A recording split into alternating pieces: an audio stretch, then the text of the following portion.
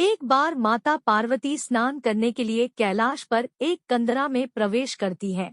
सीढ़ियां चढ़ते हुए उन्हें बहुत पसीना आता है। फिर वे सारे पसीने को इकट्ठा करके महादेव का ध्यान करते हुए उससे एक सुंदर पुत्र का निर्माण करती है। वे उसका नाम गणेश रखती है।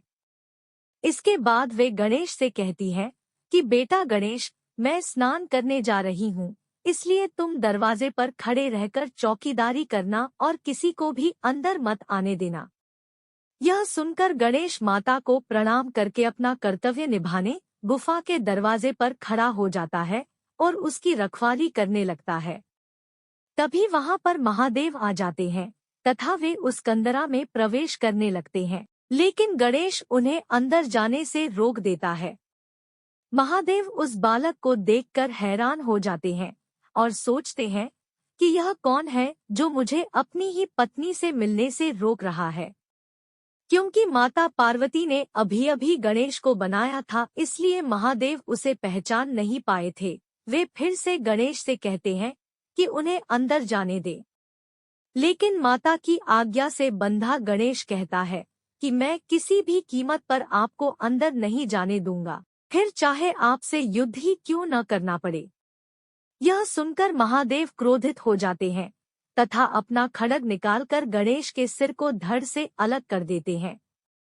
तभी माता पार्वती वहां पर आ जाती है तथा अपने पुत्र का यह हाल देखकर करुण विलाप करने लगती है।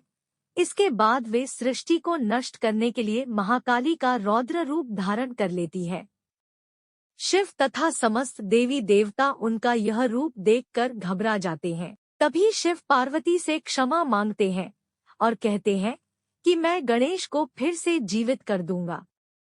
इसके बाद शिव जी अपने गणों से कहते हैं कि जाओ एक ऐसी हथिनी के बच्चे का सिर काट कर लाओ जिसने उसे अपनी पीठ के पीछे सुला रखा हो। तत्पश्चात गण ऐसे हाथी के बच्चे को ढूंढते हैं और उसका सिर काट कर ले आते हैं। इसलिए कहा जाता है कि माँ को अपने बच्चे को अपने सामने सुलाना चाहिए।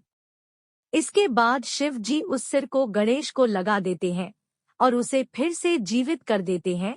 गणेश अब अपने पिता शिव को प्रणाम करता है। फिर समस्त देवी देवता गणेश को तरह तरह के वरदान देते हैं।